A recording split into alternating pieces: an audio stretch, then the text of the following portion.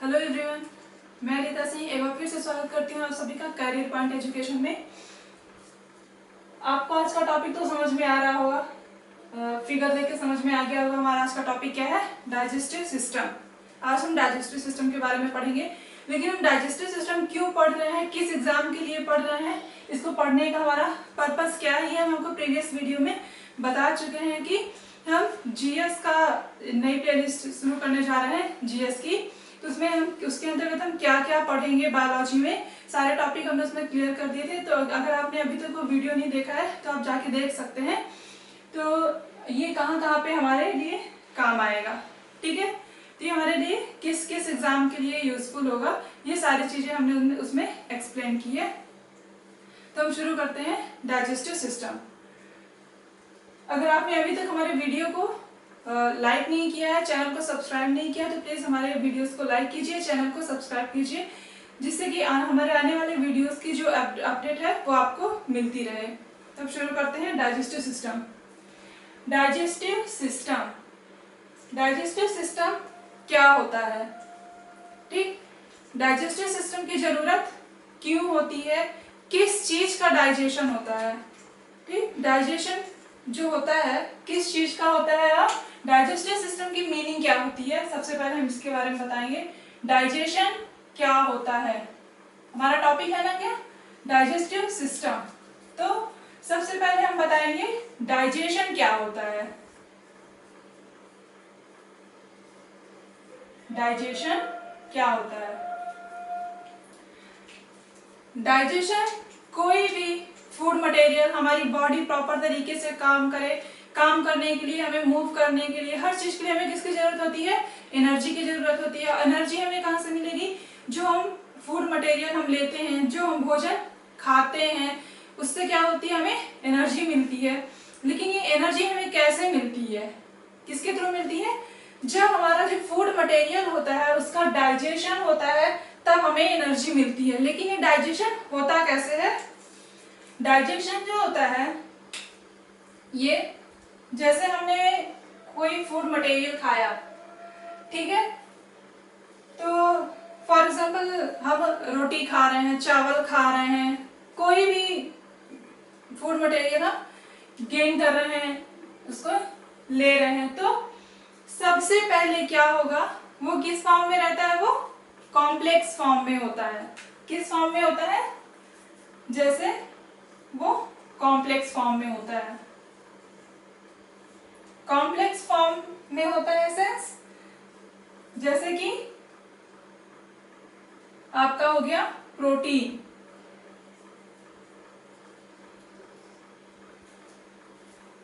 मान लीजिए हम प्रोटीन खा रहे हैं, ठीक।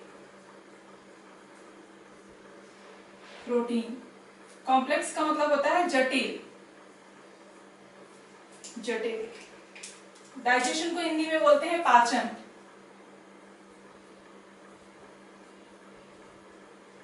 हमारा टॉपिक क्या है, पाचन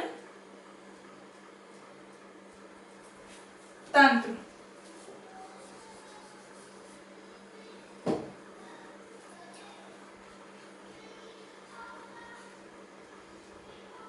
पाचन तंत्र, ये हमारा टॉपिक है। तो सबसे पहले हम बताएं आपको पाचन क्या होता है। जैसे हमने क्या किया, कोई फूड मटेरियल लिया जो कि प्रोटीन रिच है, या मान लो हम प्रोटीन का इंटेक कर रहे हैं, तो क्या होगा, ये प्रोटीन जो है ये किस फॉर्म में है, जटिल फॉर्म में है, ठीक, जटिल फॉर्म में है। इसके बाद क्या होगा, हमारी जो बॉडी है, ऐसा नहीं कि हमने बस प्रोटीन खाया और जाके तुरंत डाइजेस्ट हो गया या पच गया, हमें हमारे मुंह में जाते ही हमें एनर्जी आ गई, ऐसा नहीं होता है। इसमें क्या होता है, जैसे जो ये कॉम्प्लेक्स होते हैं, जटिल फूड मटेरियल होते हैं या जटिल जो होता है, इसे सबसे पहले तोड़ा जाता है किसमें, सिंपल फॉर्म में, या छोटे छोटे पार्टिकल्स में अलग किया जाता है या तोड़ा जाता है, सिंपल फॉर्म में, सिंपल फॉर्म में, ठीक है। सिंपल फॉर्म मतलब साधारण या सरल कह सकते हैं, सरल फॉर्म में। कॉम्प्लेक्स क्या होता है, कॉम्प्लेक्स में एक से ज्यादा, कोई भी चीज क्या रहती है, एक से ज्यादा।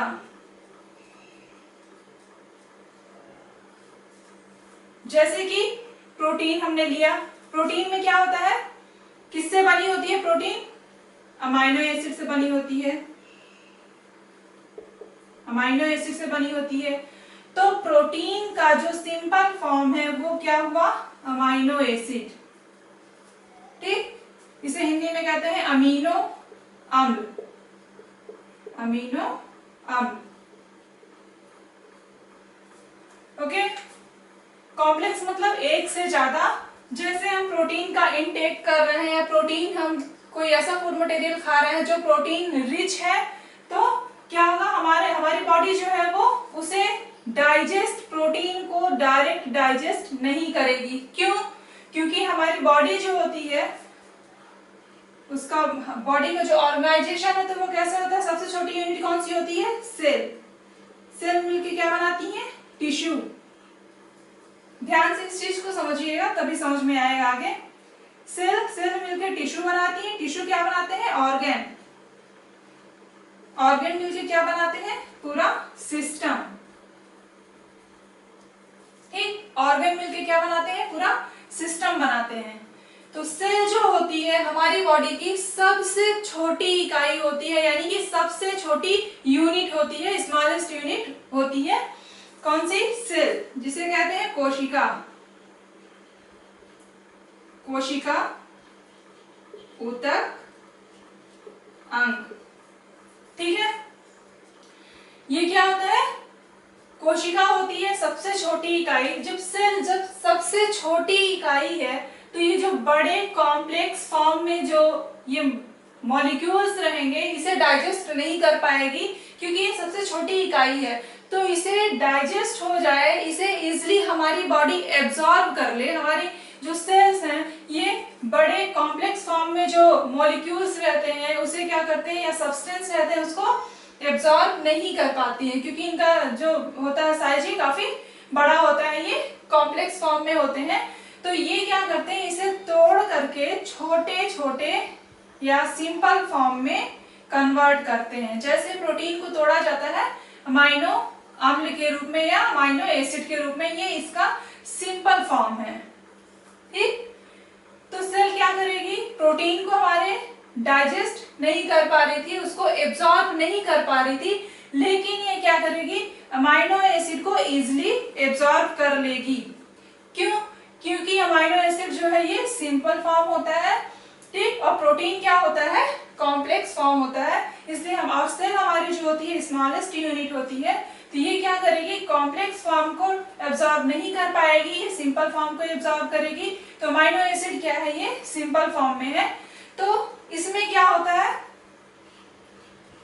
प्रोटीन जैसे हुई, प्रोटीन को अमाइनो अम्ल में या अमाइनो एसिड में अमीनो अम्ल,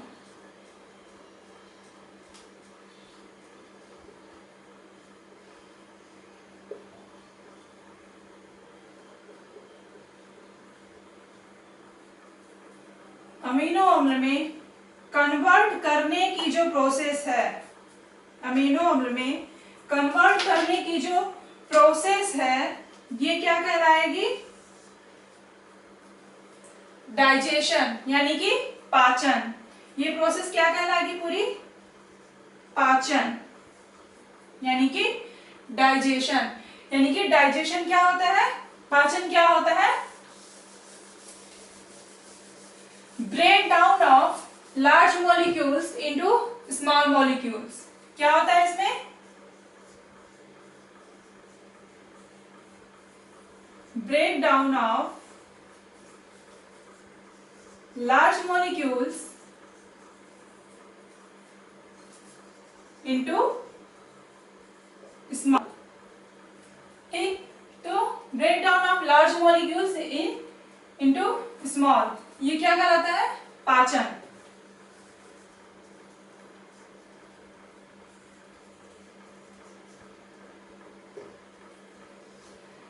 ठीक, तो ये हो गया पाचन। अब इसमें सिस्टम क्या होता है, ये तो हो गया क्या, हमारा पाचन। सिस्टम क्या होता है? सिस्टम क्या होता है? अभी हमने आपको बताया, जैसे सेल्स होती हैं, सेल्स मिलकर टिश्यू बनाती हैं, टिश्यू मिलकर क्या बनाते हैं? ऑर्गन बनाते हैं, ऑर्गन मिल करके सिस्टम बनाते हैं। तो डाइजेशन में कौन कौन से ऑर्गन्स इन्वॉल्व होते हैं? जो पाचन की क्रिया है उसमें कौन कौन से ऑर्गन इन्वॉल्व होते हैं, या अंग जो होते हैं, कौन कौन से अंग इन्वॉल्व होते हैं, उन सभी को मिला करके एक साथ क्या बोलेंगे? पाचन तंत्र। सिस्टम मतलब तंत्र, ठीक है। तो और जो अंग पाचन में भाग लेंगे या डाइजेशन में भाग लेंगे उन्हें क्या बोलेंगे? Digestive organ. और पूरा जो सिस्टम है, सारे ऑर्गन्स जो डाइजेशन में पार्टिसिपेट करेंगे, डाइजेशन में भाग लेंगे, सभी ऑर्गन्स को इकट्ठा मिला के क्या बोलेंगे? पाचन तंत्र, डाइजेस्टिव सिस्टम। ठीक, तो यहाँ पे क्लियर हुआ आपको पाचन किसे कहते हैं? लार्ज मॉलिक्यूल्स का स्मॉल मॉलिक्यूल्स में टूटना, बड़े अणुओं का छोटे अणुओं में टूटना क्या कहलाता है? पाचन कहलाता है। या जटिल अणुओं का सरल अणुओं में टूटना क्या कहलाता है? पाचन कहलाता है। Break down of large molecules into small. System क्या होता है?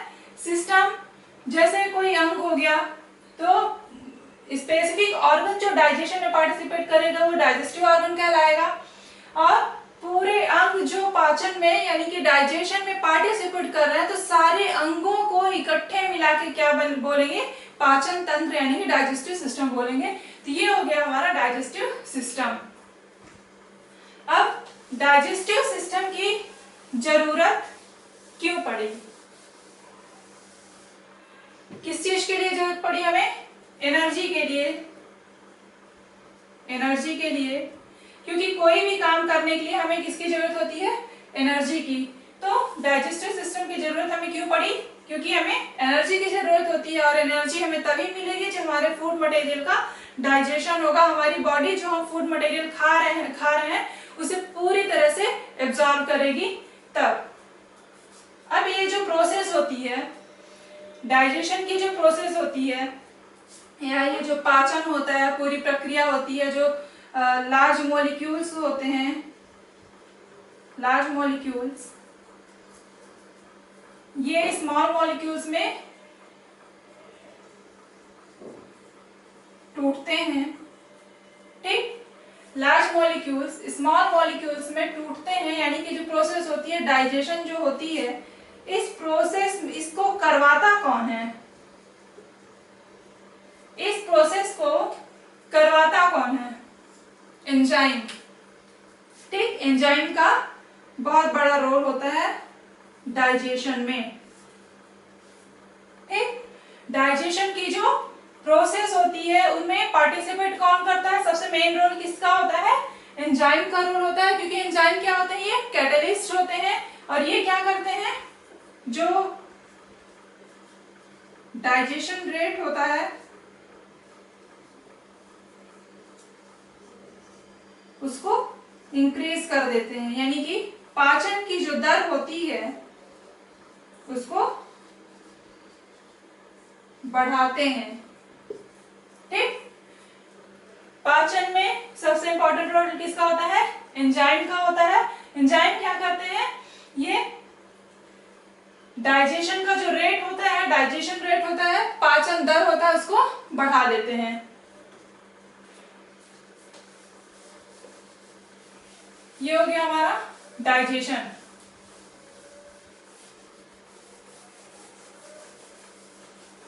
अब हम बात करेंगे इसके बारे में, ये जो डाइजेस्टिव सिस्टम होता है, डाइजेस्टिव सिस्टम में कौन कौन से अंग भाग लेते हैं, या कौन कौन से अंग पार्टिसिपेट करते हैं, यानी कि इंपॉर्टेंट रोल प्ले करते हैं।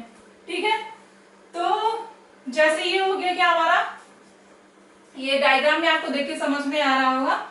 इसमें क्या है? पहले फूड मटेरियल माउथ जो होता है ये बकल कैविटी कहलाएगा।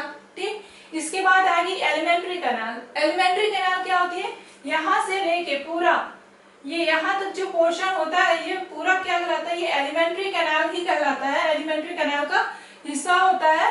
एलिमेंट्री कैनाल को डिवाइड किया गया है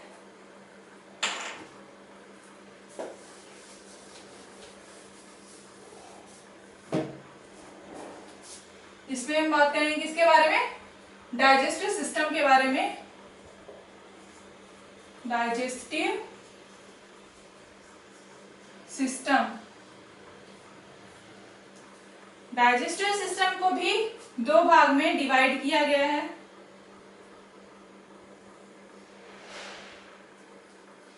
ठीक, डाइजेस्टिव सिस्टम को दो भाग में डिवाइड किया गया है।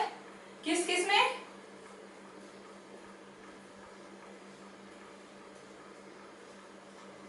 एलिमेंट्री कैनाल और ये हो गया यानी कि आहार नाल। आहार नाल, एलिमेंट्री कैनाल को क्या बोलते हैं, आहार नाल बोलते हैं। एक पहला हो गया एलिमेंट्री कैनाल, दूसरा क्या आएगा हमारा, डाइजेस्टिव ग्लैंड्स। डाइजेस्टिव ग्लैंड्स यानी कि पाचन ग्रंथियां। पाचन ग्रंथियां, ठीक है, पाचन ग्रंथियां। अब इसमें आहार नाल जो है यानी कि एलिमेंट्री कैनाल,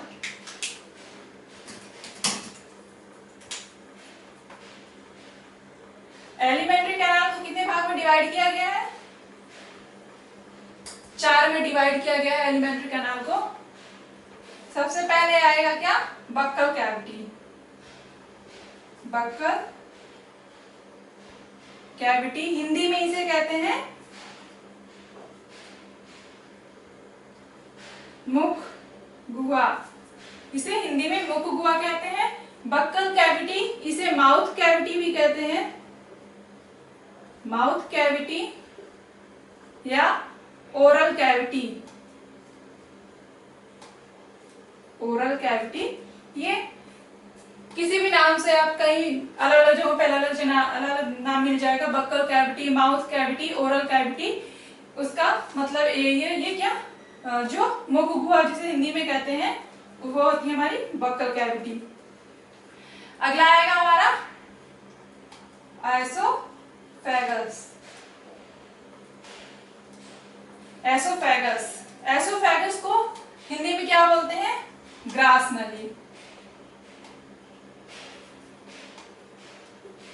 ग्रास नली, ठीक, एसोफेगस हो गया ग्रास नली। एसोफेगस को भी कहीं कहीं पे आपको मिलेगा देखने के लिए, इसे फूड पाइप भी कहते हैं, कई जगहों पे फूड पाइप भी कहा जाता है इसे। इसके बाद आएगा स्टमक। स्टमक को हिंदी में क्या बोलते हैं, आमाशय। आमाशय।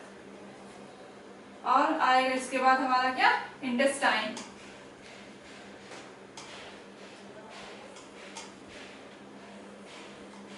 इंटेस्टाइन यानी कि आंत।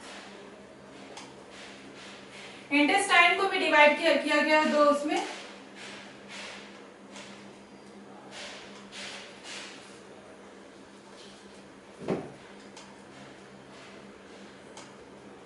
छोटी आंत, स्मॉल इंटेस्टाइन एंड बड़ी आंत यानी कि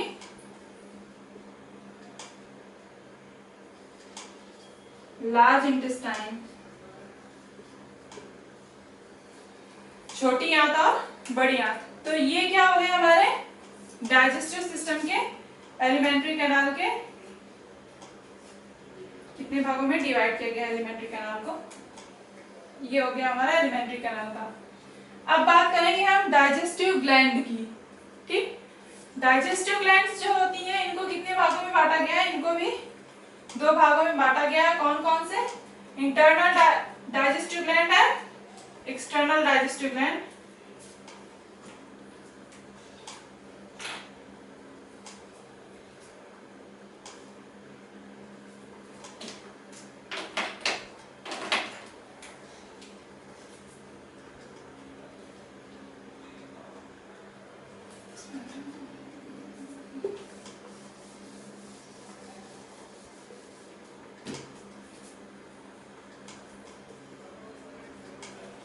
इंटरनल डाइजेस्टिव ग्लैंड,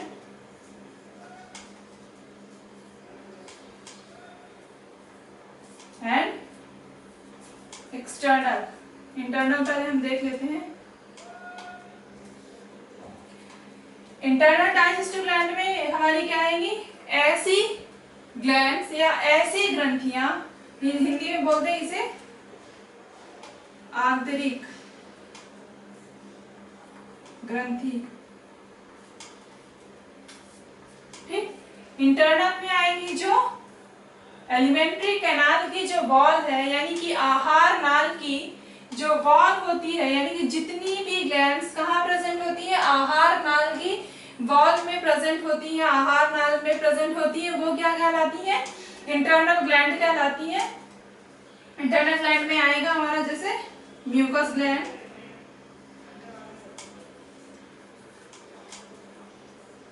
इसको हिंदी में बोलते हैं श्लेष्म ग्रंथि,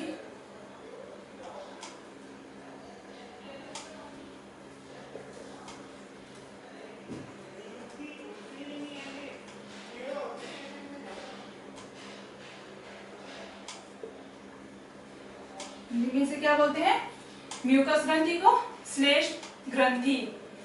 ठीक है, अगला आएगा क्या हमारा, गैस्ट्रिक ग्लैंड।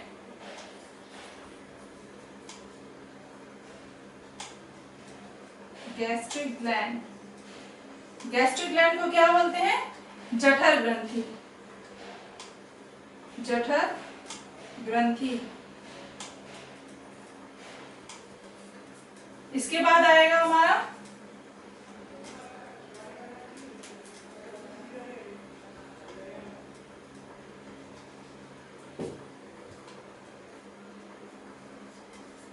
ब्रूनर्स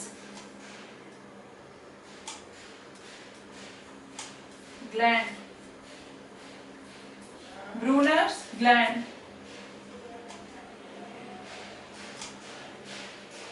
ब्रूनर्स ग्रंथि। तो ये हो गई हमारी इंटरनल डाइजेस्टिव ग्लैंड। इसमें हम बता देते हैं आपको एक्सटर्नल डाइजेस्टिव ग्लैंड कौन कौन सी होती हैं।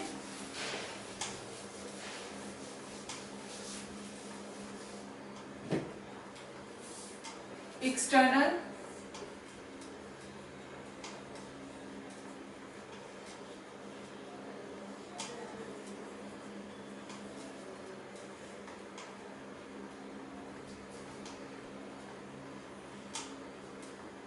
External digestive gland, external digestive glands में वो ग्लैंड्स आएंगी जो एलिमेंट्री कैनाल के बाहर पाई जाएंगी, यानी कि आहार नाल के बाहर पाई जाएंगी, वो क्या कहलाएंगी, एक्सटर्नल ग्लैंड्स कहलाएंगी। एक्सटर्नल डाइजेस्टिव ग्लैंड यानी कि बाह्य।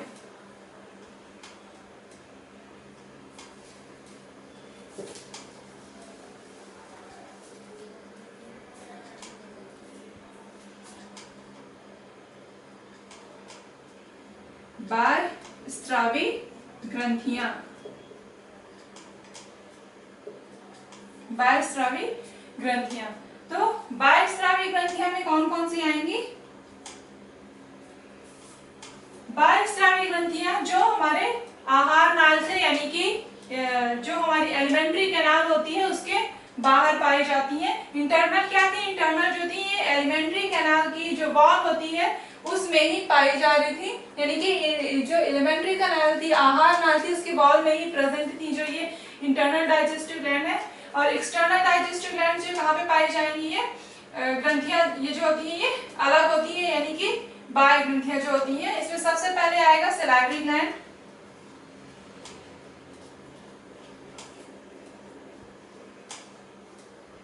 सलाइवरी ग्लैंड, इसे क्या बोलते हैं, लारीय ग्रंथि बोलते हैं हिंदी में। लारी ग्रंथि।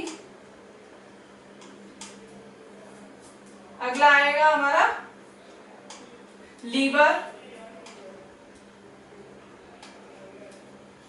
लीवर को हिंदी में क्या बोलते हैं? यकृत।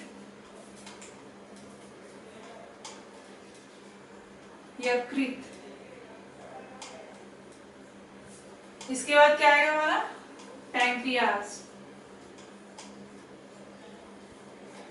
पैंक्रियास को क्या बोलते हैं?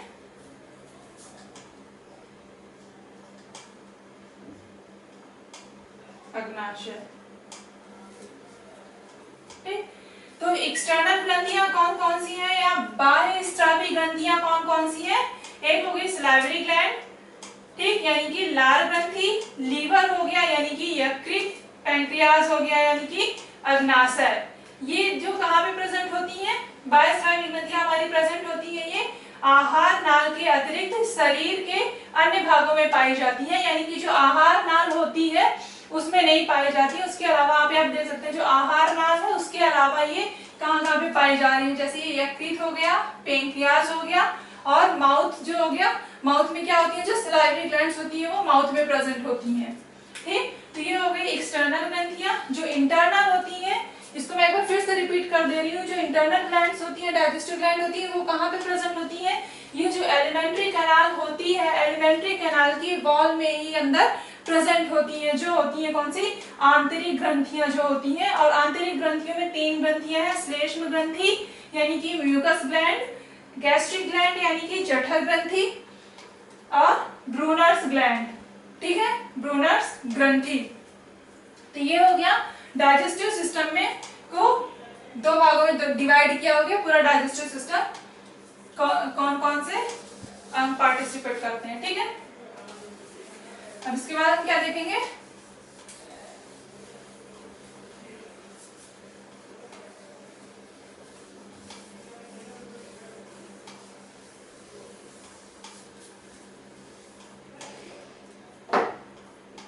अब हम देखेंगे सबसे पहले buccal cavity.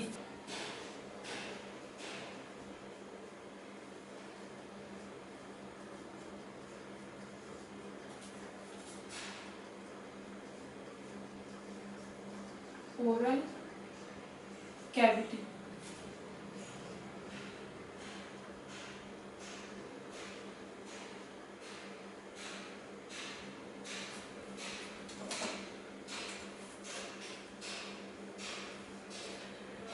Buccal cavity, oral cavity या जिसे हिंदी में कहते हैं क्या? मुख गुहा। ठीक है, इसके कौन कौन से पार्ट होते हैं? इसके 3 पार्ट होते हैं। इसके अंदर कौन कौन से आते हैं? पहले टीथ यानी कि दांत, टंग, टंग यानी जीभ। इसके बाद क्या आएगा? लिप्स यानी कि होंठ। ठीक, बक्कल कैविटी में सबसे पहले आएगा टीथ यानी कि दांत, टंग और लिप्स। सबसे पहले इसमें पढ़ेंगे क्या? टीथ के बारे में। टीथ का काम क्या होता है? बक्कल कैविटी में हम जब कोई फूड मटेरियल हम लेते हैं तो उसमें सबसे पहले हम क्या करते हैं? कोई फूड मटेरियल लेते हैं, उसे कट करते हैं। कट करने के बाद उसे चबाना शुरू करते हैं। ठीक, यानी कि जो लार्ज पार्टिकल्स होते हैं तो उसको स्मॉल पार्टिकल्स में कन्वर्ट करने की जो प्रोसेस होती है, या हम कह सकते हैं कि डाइजेशन की जो प्रोसेस होती है वो हमारे माउथ से ही यानी कि ओरल कैविटी से ही शुरू हो जाती है। ठीक है, इसमें जो हमारी बक्कल कैविटी होती है तो डाइजेशन की प्रोसेस यहाँ से ही शुरू हो जाती है। अच्छा, बक्कल कैविटी में जो चबाने की प्रोसेस है, दांत किसका काम करते हैं? बेसिकली चबाने का, यानी कि फूड मटेरियल को ग्राइंड करने का। अलग अलग टीथ जो होते हैं, अभी आगे हम आपको बताएंगे कितने तरह के दांत होते हैं, सबका क्या अलग अलग रोल होता है, इसके बारे में डिस्कस करेंगे। तो ये क्या करते हैं? कॉम्प्लेक्स पार्टिकल को सिंपल पार्टिकल्स में ब्रेक करने का काम शुरू करते हैं। तो ये जो कॉम्प्लेक्स पार्टिकल, यहाँ पे हम थोड़ा सा पहले आपको बता देते हैं, जैसे जो कॉम्प्लेक्स पार्टिकल हो गए या जटिल जिन्हें कहते हैं, तो जो सिंपल में कन्वर्ट होते हैं, प्रोटीन का हमने आपको बताया था, प्रोटीन का सिंपल क्या है, अमाइनो एसिड, यानी कि अमाइनो एसिड के रूप में हमारी बॉडी में ये एब्जॉर्ब होता है, अमाइनो एसिड के रूप में हमारी बॉडी में। इसी तरह से जो कार्बोहाइड्रेट होता है, कार्बोहाइड्रेट जो होता है वो किस फॉर्म में होता है, ग्लूकोज के फॉर्म में या ग्लाइकोजन के फॉर्म में होता है। ठीक है, हमारा जो लीवर होता है, लीवर वो क्या होता है, लार्जेस्ट ग्लैंड होती है हमारी बॉडी की, यानी कि सबसे बड़ी ग्रंथि होती है लीवर हमारे बॉडी की। तो लीवर में जो ग्लूकोज है, या सॉरी कार्बोहाइड्रेट, जिसे कि हिंदी में क्या कहते हैं, शर्करा, ये किस फॉर्म में स्टोर होती है, ग्लाइकोजन के फॉर्म में स्टोर होती है। ठीक है, हमारा लीवर जो कार्बोहाइड्रेट को किस फॉर्म में स्टोर करके रखता है, ग्लाइकोजन के फॉर्म में स्टोर करके रखता है। ये एग्जाम में पूछा जा चुका है। ठीक, तो ये हो गया आपका प्रोटीन को हमारी बॉडी में किस सिंपल फॉर्म में, किस फॉर्म में एब्जॉर्ब होता है, अमाइनो एसिड के फॉर्म में। लिपिड जो होता है हमारा, लिपिड या फैट जो होता है, जिसे हम हिंदी में क्या कहते हैं, वसा, वसा का जो पाचन होता है, तो ये तो हो गया कॉम्प्लेक्स फॉर्म, यानी कि जटिल फॉर्म हो गया। इसका सिंपल फॉर्म क्या होगा, वसा का। वसा जो होती है हमारी बॉडी में किस फॉर्म में स्टोर होती है, वसा जो होती है वो किस फॉर्म में स्टोर होती है, वसा का जो डाइजेशन होता है हमारी बॉडी में वो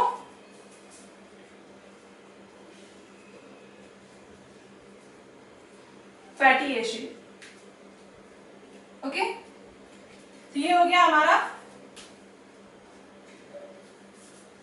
जो कि कॉम्प्लेक्स मॉलिक्यूल्स जो होते हैं या लार्ज पार्टिकल्स होते हैं, उनको हमारी बॉडी में, जैसे मेनली जो हम कोई भी फूड मटेरियल खाते हैं, हमें उससे कार्बोहाइड्रेट, प्रोटीन और वसा यानी कि फैट मिलता है। तो इन सब चीजों में ये तीनों किस फॉर्म में हमारी बॉडी में स्टोर होते हैं, या हमारी बॉडी इन्हें किस फॉर्म में एब्जॉर्ब करती है। ठीक है, इसमें एक और चीज, ये जो वाटर होता है और मिनरल्स होते हैं, वाटर एंड मिनरल्स,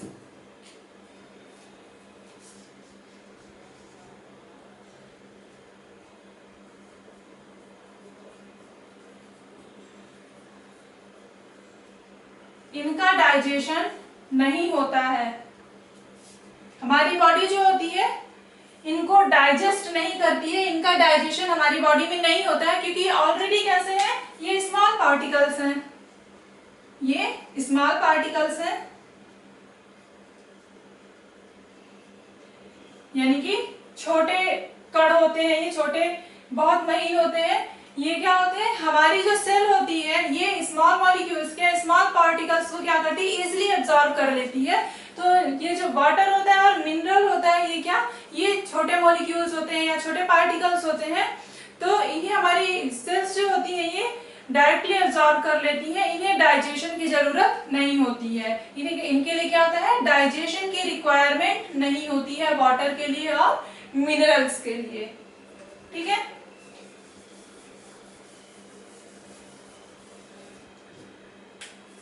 अब हम बात कर रहे थे किसकी, टीथ की। टीथ, अब टीथ की जो स्टडी है, सबसे पहले हम बात करेंगे टीथ के बारे में। तो टीथ की सेल की स्टडी क्या कहलाती है, साइटोलॉजी कहलाती है, जिसमें हम सेल के बारे में, उसके स्ट्रक्चर के बारे में, उसके फंक्शन के बारे में पढ़ते हैं। उसी तरह से जो टीथ की स्टडी होती है, तो टीथ की स्टडी क्या कहलाती है, यानी कि दांत की जो स्टडी होती है वो क्या कहलाती है, ऑडेंटोलॉजी।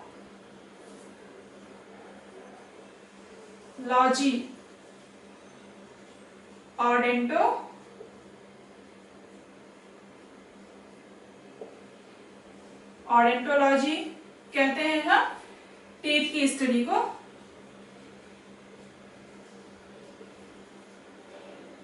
दांतों के अध्ययन को क्या कहलाता है? ऑडेंटोलॉजी कहलाता है। अब हमारे टीथ बने किसके होते हैं? हमारे जो दांत होते हैं ये किस चीज के बने होते हैं? हमारे टीथ जो होते हैं ये 98% बने होते हैं कैल्शियम के और फॉस्फेट के बने होते हैं। किसके बने होते हैं? 98% कैल्शियम प्लस फॉस्फेट। कैल्शियम और फॉस्फेट के बने होते हैं हमारे दांत। और दांतों की जो स्टडी है ये क्या कहलाता है? दांतों का जो अध्ययन है कहलाता है ऑडेंटोलॉजी।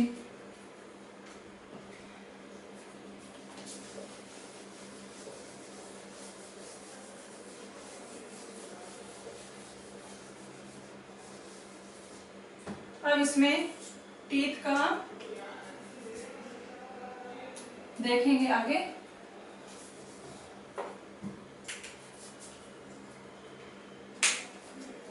टीथ जो हमारा कितने तरह का होता है? अभी टीथ हमारे जो होते हैं कैसे होते हैं?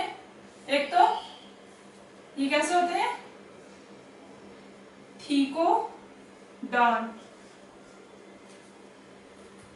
थीकोडॉन्ट मतलब हिंदी में इसे क्या बोलते हैं? थीकोडॉन्ट को गर्ददंती।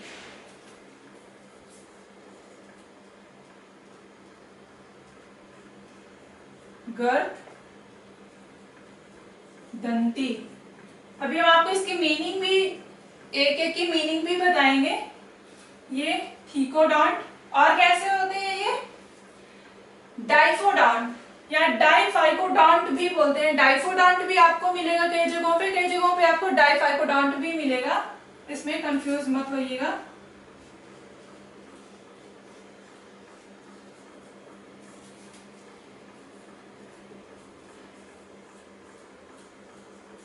हिंदी में क्या बोलते हैं? द्विबारदंती। द्विबारदंती। ठीक। अगला आएगा कैसे होते हैं? हेटेरोडॉन्ट। हेटेरोडॉन्ट यानी कि हिंदी में क्या बोलेंगे? विषम दंती।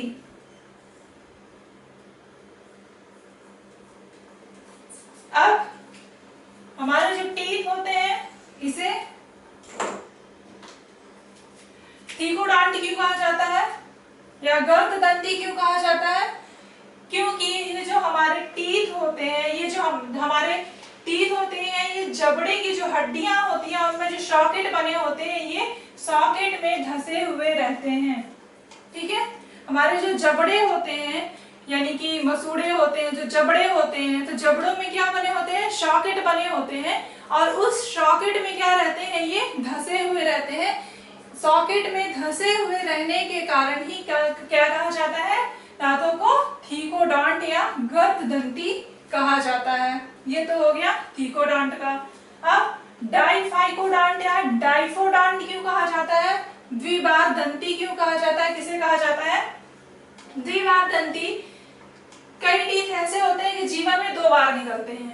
ठीक है। जो पूरी लाइफ होती है उसमें 2 बार निकलते हैं। जैसे जिन्हें बोलते हैं मिल्क टीथ होता है ना, बच्चों में मिल्क टीथ होते हैं जो पहले आते हैं, एक बार टूट जाते हैं, फिर वो दोबारा से आते हैं। यानी कि इसके नाम से ही समझ में आ रहा है, डाई मतलब 2, द्वि मतलब 2, द्विबारदंती यानी कि ऐसे टीथ जो लाइफ में 2 बार आते हैं वो क्या कहलाते हैं? द्विबारदंती कहलाएंगे। यानी कि हमारे जो टीथ होते हैं वो द्विबारदंती कहलाते हैं। तो द्विबारदंती कौन से टीथ कहलाएंगे? जो मिल्क टीथ होते हैं हम उन्हें क्या कहते हैं?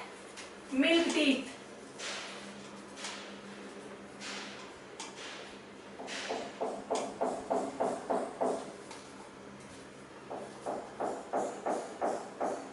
Milk teeth. और मिल्क टीथ कितने होते हैं? 20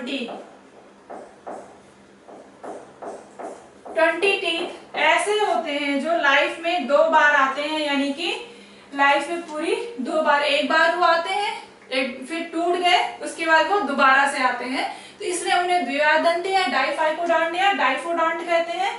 और इन्हें क्या कहा जाता है, जो 2 बार आते हैं उन्हें मिल्क टीथ कहा जाता है। Milk teeth, number of milk teeth कितने होते हैं, 20 होते हैं। अच्छा, ये तो हो गया डाइफाइकोडोंट। इसमें मोनोडोंट क्या होते हैं, मोनोडोंट कुछ दांत ऐसे होते हैं जो लाइफ में सिर्फ एक बार आते हैं, अगर वो टूट गए तो फिर वो दोबारा नहीं आते हैं, वो लाइफ में सिर्फ एक बार आते हैं। तो ऐसे दांतों को क्या कहा जाता है, मोनोडोंट कहा जाता है, यानी कि एक बार दंती से हिंदी में क्या कहेंगे, एक बार दंती कहेंगे।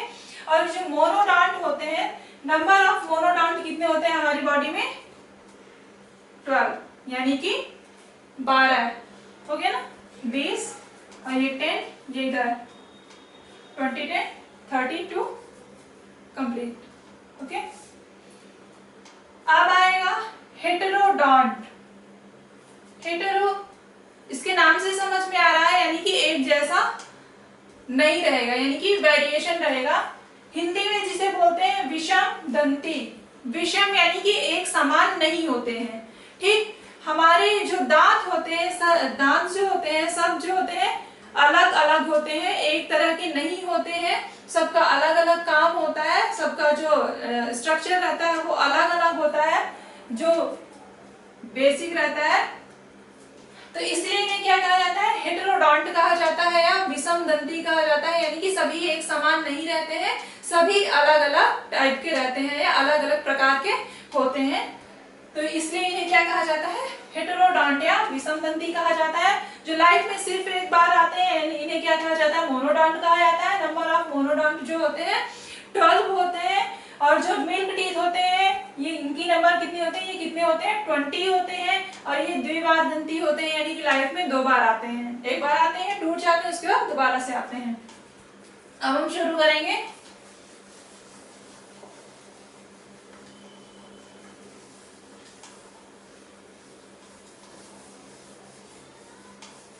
टीथ के टाइप्स, टीथ के टाइप्स।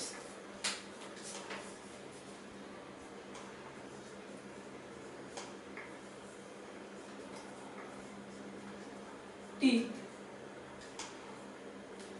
दांतों के प्रकार। जो हमारे दांत होते हैं वो कितने तरह के होते हैं।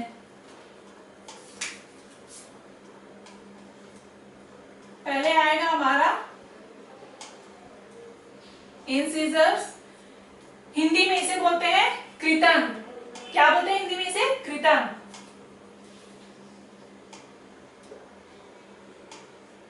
इसके बाद आएगा कैनाइन, कैनाइन। इसके बाद आएगा प्रीमोलर, प्रीमोलर के बाद मोलर, ठीक। इंसीजर सबसे पहला टाइप जो है ये क्या कहलाता है, इंसीजर। दूसरा कैनाइन, प्रीमोलर एंड चौथा है मोलर। ये जो इंसीजर होते हैं इसे हिंदी में क्या बोलते हैं, कृतक।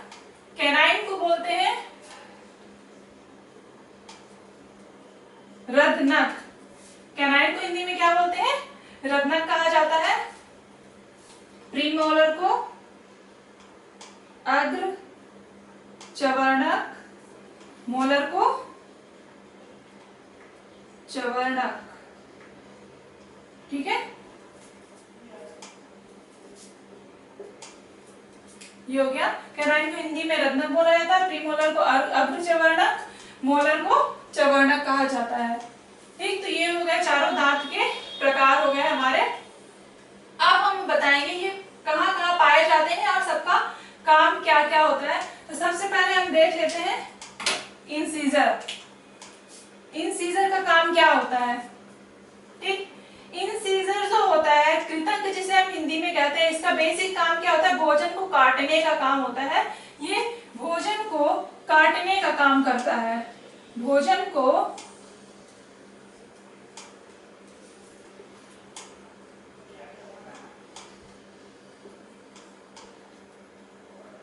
काटने का काम करता है, ठीक है, या भोजन को काटने का काम करता है, यानी कि कटिंग ऑफ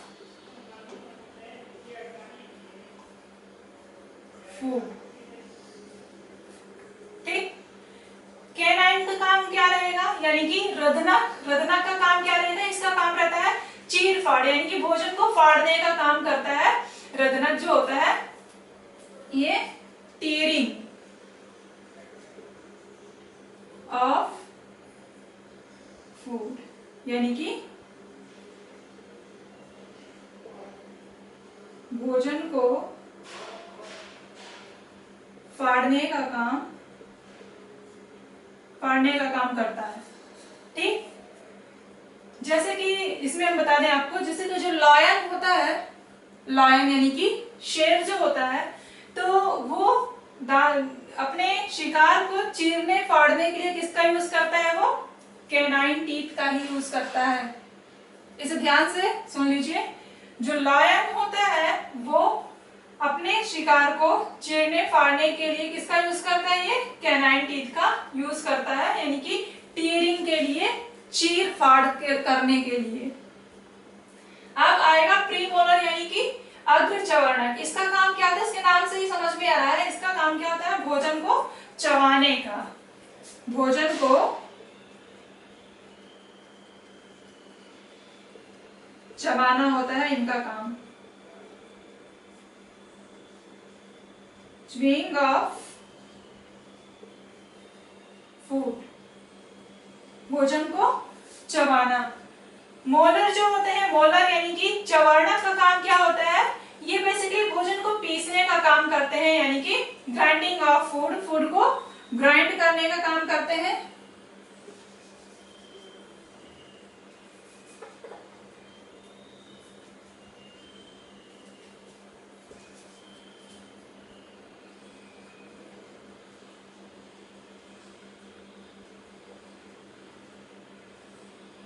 भोजन को पीसना, ठीक, मतलब कि ग्राइंडिंग, ये भोजन को ग्राइंड करने का काम करते हैं, प्लस मिक्सिंग का भी काम करते हैं। ये मिक्सिंग यानी कि उसको पीसने का और मिलाने का काम करते हैं, यानी कि जो सलाइवा होती है उससे अच्छी तरह से मिक्स करने के लिए करने का काम कौन करता है, ये चवर्णक यानी कि जो मोलर टीथ होते हैं वो काम करते हैं। ठीक है, तो ये हो गया हमारा इंसीजर। इंसीजर का काम क्या होता है, भोजन को काटने का, कटिंग ऑफ फूड। कैनाइन जो होते हैं इसका काम क्या होता है, टीयरिंग ऑफ फूड, यानी कि फूड मटेरियल जो रहता है, हमारा भोजन जो रहता है उसको चीरने फाड़ने का काम करते हैं। प्रीमोलर क्या करते हैं, भोजन को चबाने का काम करते हैं, यानी कि च्यूइंग ऑफ फूड। मोलर जो होते हैं, चबाणक जो होते हैं, वो भोजन को पीसने का काम करते हैं, यानी कि ग्राइंडिंग और मिक्सिंग का काम करते हैं। ओके, अब इसमें ये तो हो गया कि कितने टाइप के टीथ हमारे होते हैं और इनमें सबके अलग अलग क्या फंक्शन होते हैं, क्या अलग अलग काम होते हैं।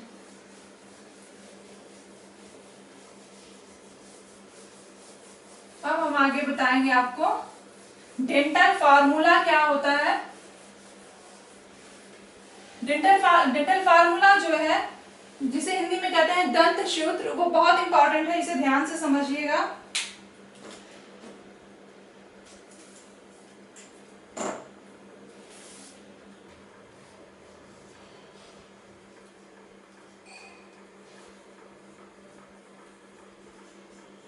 डेंटल फार्मूला हिंदी में इसे क्या बोलते हैं, दंत सूत्र, दंत सूत्र।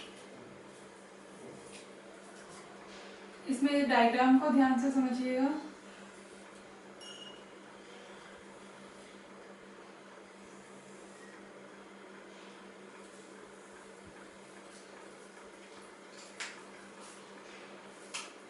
ये हो गया ऊपरी जबड़ा,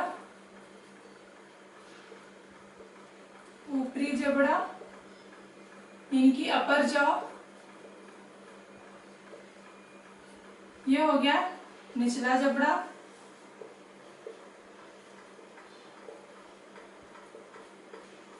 लोअर जॉ,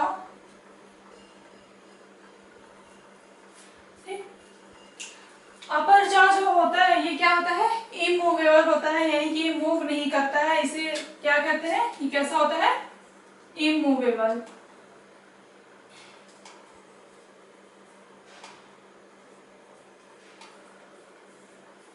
ये कैसा होता है, इमूवेबल होता है, यानी कि ये क्या होता है, ये मूव नहीं कर सकते हैं हम इसे, यानी कि ये मूव नहीं करेगा। जो निचला जबड़ा होता है इसे हम मूव कर सकते हैं, ये कैसा होता है, मूवेबल होता है। निचला कैसा होता है, मूवेबल, ठीक। ये कैसा होता है, इमूवेबल। अभी जो निचला जब ऊपरी जबड़ा होता है इसे हम क्या कहते हैं, मैक्सिलरी जॉ कहा जाता है, मैक्सिलरी जॉ, ठीक। निचला जबड़ा इसे क्या कहा जाता है, मैंडिबल जॉ, मैंडिबल जॉ, इसे ध्यान रखिएगा। निचला जबड़ा क्या कहलाता है, मैंडिबल जॉ कहलाता है, और जो ऊपरी जबड़ा होता है ये क्या कहलाता है, ये मैक्सिलरी जॉ कहलाता है, ठीक है। अब इसमें हम देखेंगे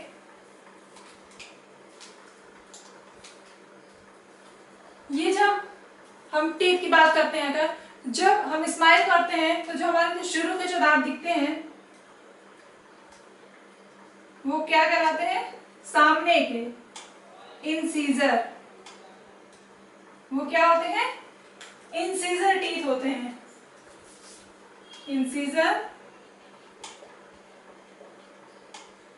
जो सामने के होते हैं,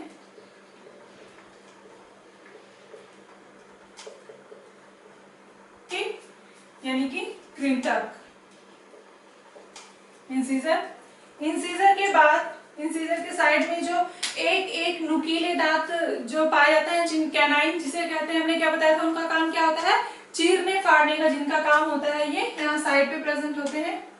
ये कैसे होते हैं, ये नुकीले होते हैं, क्योंकि इनका काम रहता है, जो रहता है वो टीयरिंग का काम होता है, यानी चीर फाड़ का काम होता है। ये साइड पे प्रेजेंट होते हैं, ये क्या है, कैनाइन, ठीक। इसके बाद कौन से टीथ पाए जाएंगे यहाँ पे, प्रीमोलर, प्रीमोलर के बाद आएंगे मोलर, यहाँ पे मोलर। सेम जो इधर है ऐसे ही कैसा होगा, इस साइड पे भी पाए जाएंगे, incisor, canine, premolar, then molar, last में मोलर। ऐसे ही ऊपर भी रहेगा, जो ऊपरी जबड़ा रहेगा ये पोजीशन से ऊपरी जबड़े में भी रहेगी, ठीक। क्या रहेगा, पहले इंसीजर, फिर कैनाइन, प्रीमोलर, देन मोलर, ठीक है। तो ये हो गया। अब हम बात करते हैं किसकी, डेंटल फार्मूला की या दंत सूत्र की। इसमें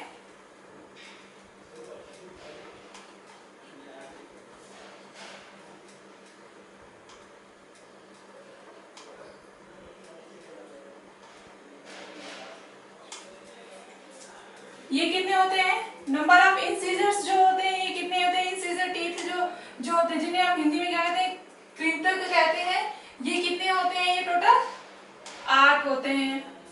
अगर हम 4 से डिवाइड करें, अगर हम इसे इस तरह से डिवाइड कर दें जॉ को, यानी कि अगर हम जॉ को ऐसे डिवाइड कर दें, बीच से डिवाइड कर दें, तो क्या होगा, इसमें 4 भाग हो जाएंगे ना इसके। तो इसका जो एक पार्ट है, इसमें ये जो इंसीजर है कितने प्रेजेंट है, 2, यानी कि 2 ऊपर है 2 नीचे हैं, जैसे इसमें 2 ऊपर 2 नीचे हैं, ठीक। तो इसी तरह से फिर हम इसे 4 में इसे मल्टीप्लाई कर देंगे, तो ये कितने हो जाएंगे, ये 8 हो जाएगा। कैनाइन जो है ये 1 है, ठीक, एक ही साइड पे एक ही साइड पे, इसे हम 4 से जब मल्टीप्लाई करेंगे तो कितने हो जाएंगे, 4 हो जाएंगे। इसी तरह से नंबर ऑफ प्रीमोलर्स टीथ कितने हैं, 8 है, और ये मोलर टीथ है, इनके कितने नंबर है, ये 12, ठीक। अब हम सभी को जब ऐड करेंगे तो नंबर ऑफ टीथ टोटल कितने हो रहे हैं, 8 4 8 12 को जब हम ऐड कर देंगे तो टोटल टीथ कितने हो रहे हैं हमारे 32। ये है हमारा डेंटल फॉर्मूला। ठीक, तो एडल्ट का जो डेंटल फॉर्मूला होता है वो क्या होता है, 2 1 2 3 2 1 2 3। ठीक, 2 1 2 3।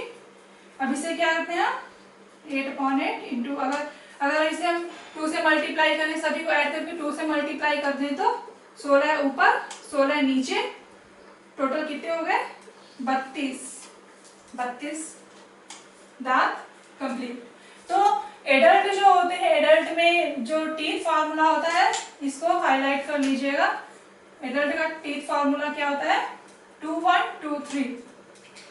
ठीक है, incisor, canine, premolar and molar, ये हो गया एडल्ट का टीथ फार्मूला। अच्छा, बच्चों में जो होता है, बच्चों में ये प्रीमोलर टीथ जो होते हैं नहीं पाए जाते हैं। ठीक, बच्चों में प्रीमोलर टीथ नहीं पाए जाते हैं। तो ये जो चाइल्ड टीथ फार्मूला होगा क्या होगा,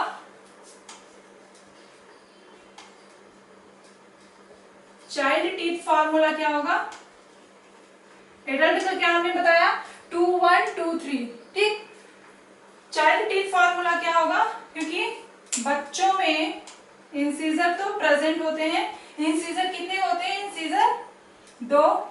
ठीक, अब बात करें कैनाइन की, कैनाइन भी एक होते हैं। प्रीमोलर क्या होते हैं, प्रीमोलर इनमें एब्सेंट होते हैं, यानी कि प्रीमोलर एब्सेंट। ठीक है, बच्चों में ये जो प्रीमोलर टीथ होते हैं, प्रीमोलर टीथ यानी कि अर्धचवर्णक जो होते हैं, ये क्या होते हैं, नहीं पाए जाते हैं, अर्धचवर्णक नहीं पाए जाते हैं, ये एब्सेंट होते हैं।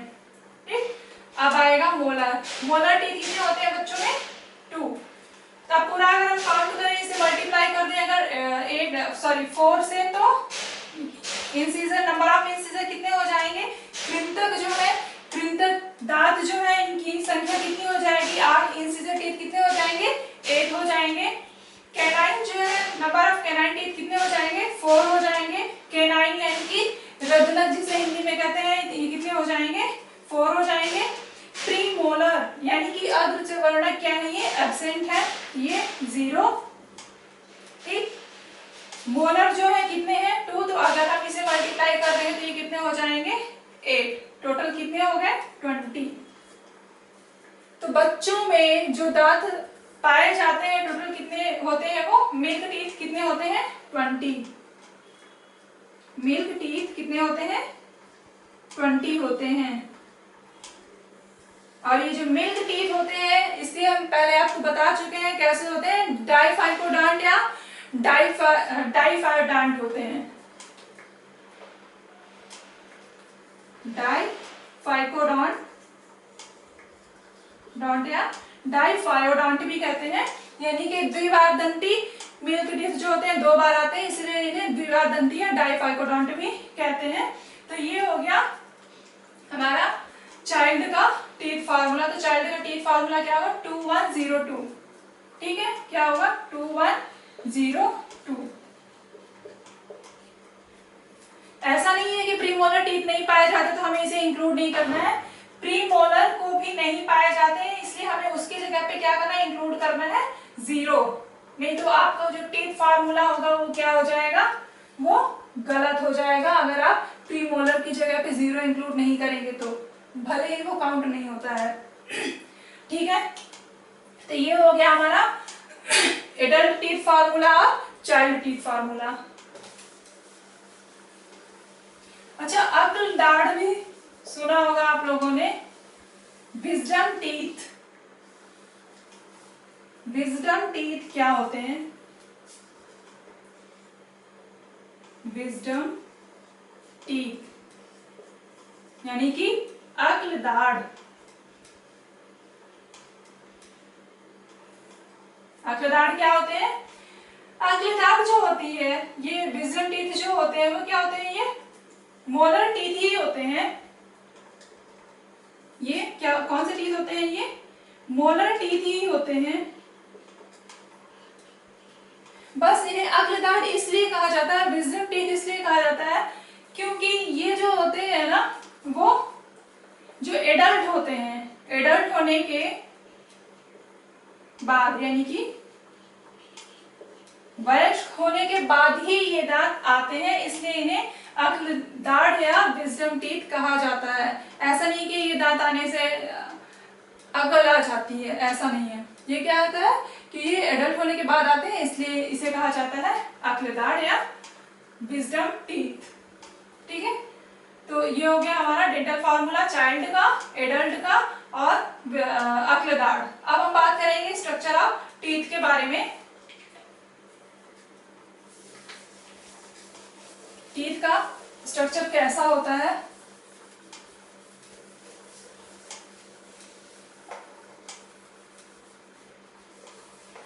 टीथ का जो स्ट्रक्चर होता है कैसा होता है?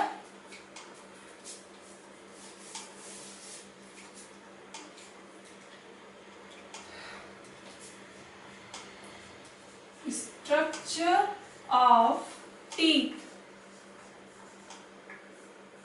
स्ट्रक्चर ऑफ टीथ के बारे में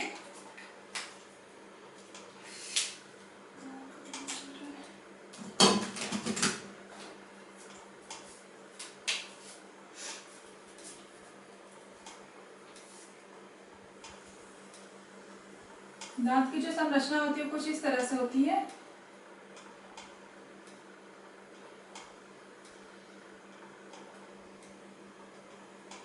दांत जो होते हैं ऊपर हमारे पूरी तरह से ऐसे फ्लैट नहीं होते हैं, उसमें क्या होते हैं, वो छोटे छोटे से ऐसे ऐसे खांचे जैसे बने रहते हैं, वो पूरी तरह से ऐसे फ्लैट नहीं होते हैं। ठीक है, यहाँ पे ये जो पोर्शन होता है ये पूरा फ्लैट नहीं होता है, छोटे छोटे से ऐसे खांचे पाए जाते हैं।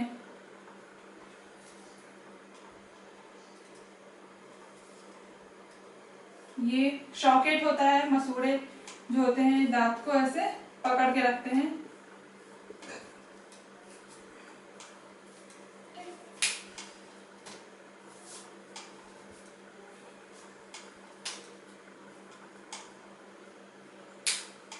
ये जो टीथ होता है ये कितने भाग में डिवाइड होता है? ये ऊपरी वाला ये जो पोर्शन होता है, सबसे पहले हम आपको एक इंपॉर्टेंट चीज बता देते हैं। जो लायन होता है चीर फाड़ करने के लिए किस टीथ का यूज करता है? कैनाइन टीथ का यूज करता है। कैनाइन टीथ का यूज करता है लायन चीर फाड़ करने के लिए।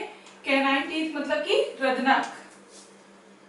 रदनक ये क्वेश्चन भी बहुत कॉम्पिटिटिव एग्जाम्स में पूछा जाता है कि जो लायन होता है चीर फाड़ करने के लिए किस टीथ का, शिकार करने के लिए किस टीथ का यूज करता है, उसे क्या कहते हैं? तो क्या कहता है? कैनाइन टीथ होता है। रदनक होता है लायन जिस टीथ का यूज करता है चीर फाड़ करने के लिए। और दूसरा जो एलिफेंट होता है, एलिफेंट में जो दांत दिखाई देते हैं, ठीक है, उसे क्या बोलते हैं? टस्क। टस्क बोलते हैं उसे। और ये जो टस्क होता है, हाथी के दांत जो होते हैं उनमें जो इंसीजर टीथ होते हैं, इंसीजर टीथ ही क्या होता है? टस्क में बदल जाते हैं। एलिफेंट में क्या होता है? जो इंसीजर टीथ होते हैं, इंसीजर टीथ जो होते हैं वो किसमें? टस्क में कन्वर्ट हो जाते हैं या टस्क में बदल जाते हैं। किसमें? एलिफेंट में, यानी कि हाथी में। ठीक है, हाथी में, एलिफेंट में। लायन जो होता है कैनाइन टीथ का यूज करता है किसके लिए? शिकार करने के लिए, यानी कि अपने चीर-फाड़ के लिए। अब हम देखते हैं टीथ का स्ट्रक्चर। टीथ का हम स्ट्रक्चर अगर देखें तो सबसे पहले इसका जो ये ऊपरी पोर्शन दिखाई दे रहा है इसे क्या कहते हैं? डेंटाइन। डेंटाइन पार्ट कहलाता है ये क्राउन पार्ट भी कहलाता है। ऊपरी हिस्सा जो होता है ये क्या कहलाता है? डेंटाइन। डेंटाइन, ठीक। ये वाला पोर्शन क्या होता है? जो नीचे धंसा हुआ रहता है सॉकेट में, ये रूट। रूट यानी कि दांतों की जो जड़ होती है वो जड़ कहलाता है। ये पोर्शन क्या कहलाता है? नेक। नेक कहलाता है। बीच वाला पोर्शन जो होता है नेक कहलाता है। तो जो हमारी जो मांसपेशियां होती हैं या छोटे छोटे से जो पाए जाते हैं, इसमें कैपिलरीज जो पाई जाती है वो कहाँ पे प्रेजेंट होती है? ये रूट वाले पोर्शन में प्रेजेंट होती हैं। यही क्या करती है? ब्लड का जो फ्लो रहता है, ब्लड का जो सर्कुलेशन होता है, इन्हीं का टीथ में बना हुआ रहता है। अभी जो डेंटाइन होता है, डेंटाइन पार्ट कैसा होता है? डेंटाइन ये जो पोर्शन हमें दिखाई देता है वाइट, वो क्या कहलाता है? डेंटाइन कहलाता है। अब इसमें जो ये डेंटाइन होता है या क्राउन पार्ट जो होता है, क्राउन पार्ट सबसे ये ऊपरी पार्ट होता है, ये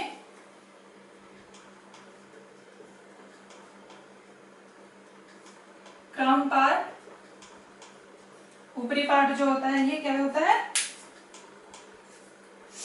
कैसा होता है ये ऊपरी हिस्सा होता है टीथ का, सबसे ऊपरी हिस्सा होता है, ऊपरी भाग होता है, ठीक है। इसके अलावा इसमें क्या होता है? ये जो ये कैसा होता है? वाइट होता है, वाइट पार्ट होता है, हार्डेस्ट होता है और ये स्ट्रॉन्गेस्ट पार्ट होता है, ठीक है। हार्डेस्ट होता है यानी कि कठोर, स्ट्रॉन्गेस्ट यानी मजबूत। कैसा होता है? मजबूत होता है। ऊपरी भाग जो होता है, ये जो क्राउन वाला पोर्शन है या डेंटाइन पोर्शन है, ये कैसा होता है? हार्डेस्ट होता है यानी कठोर होता है और मजबूत होता है। अच्छा, ये जो दांत होते हैं इनके ऊपर एक लेयर पाई जाती है, वो कौन सी कहलाती है? इनामल की लेयर होती है वो, इनामल, इनामल बोलते हैं हिंदी में, ठीक है। इनामल की जो लेयर होती है वो उसके कारण क्या, इनामल जो होता है ना बहुत हार्ड होता है, वो बहुत ही हार्ड सब्सटेंस होता है, वो दांतों के एक तरह से सुरक्षा प्रदान करता है यानी कि प्रोटेक्शन प्रोवाइड करता है। इनेमल, इनेमल क्या करता है? प्रोटेक्शन प्रोवाइड करता है यानी कि सुरक्षा प्रदान करता है दांतों को, प्रोटेक्शन, सुरक्षा प्रदान करता है। ये क्या होता है? बहुत ही हार्ड होता है, बॉडी में जो सबसे हार्डेस्ट सब्सटेंस होता है, हार्डेस्ट होता है कौन सा? इनेमल होता है वो, ठीक है। तो ये हो गया हमारा स्ट्रक्चर ऑफ टीथ। और ये जो इनेमल जो होता है, इसी के कारण जो दांत जो होते हैं ना, ये चमकीले होते हैं, ये चमकीला स्तर होता है। हमारे जो टीथ जो चमकीले होते हैं यानी कि जो उसकी स्मूथ लेयर होती है, जो दिखाई देती है, वो किसके कारण दिखाई देती है? ये इनेमल के कारण दिखाई देती है। और ये मानव शरीर का सबसे कठोर पार्ट होता है क्या? इनेमल, जिसकी लेयर दांतों के ऊपर पाई जाती है। एक बात और ये जो वाला जो पोर्शन होता है टीथ का, इसे हम इस तरह से इंडिकेट कर सकते हैं, ऐसे भी दिखा सकते हैं। ये रूट वाला जो पोर्शन होता है एक तरह से, इस तरह से,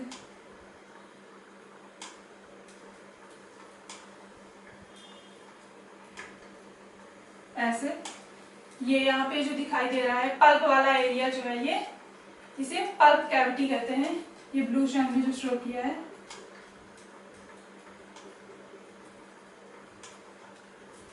पल्प कैविटी, ठीक है। इनमें क्या होता है?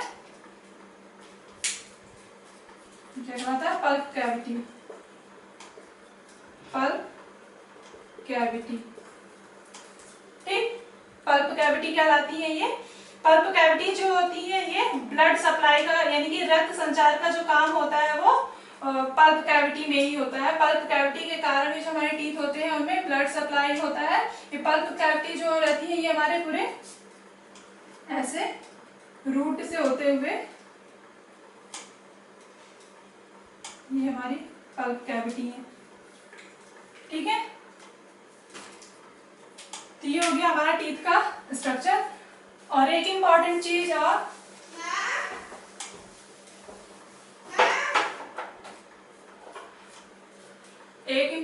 और इसमें क्या होता है? जो आर्टिफिशियल टीथ होते हैं, आर्टिफिशियल टीथ, अगर दांत कोई डैमेज हो गया तो आजकल होता है ना, जो नया टीथ लगवाते हैं तो मार्केट में जो आर्टिफिशियल टीथ होते हैं वो किसके बने होते हैं? आर्टिफिशियल टीथ जो होते हैं वो किसके बने होते हैं? वो बने होते हैं पोर्सेलिन के बने होते हैं, पोर्सेलिन के बने हुए होते हैं। किसके बने होते हैं वो? पोर्सेलिन के बने हुए होते हैं। या फिर किसके बने होंगे वो?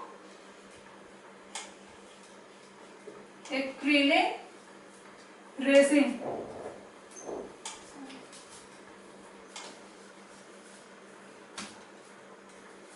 किसके बने होंगे?